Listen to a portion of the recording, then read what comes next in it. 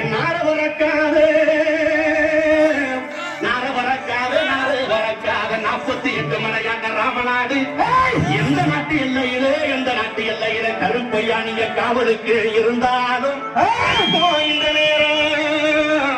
இப்போ இந்த நேரம் நீங்க வரணும் கருப்பையா. நீங்க வந்து நம்ம ஊர் மக்களுக்கு அல்வாக்கு நல்வாக்கு செல்வாக்கு சொல்வாக்கு நீங்க தரணும் கருப்பையா. தரவே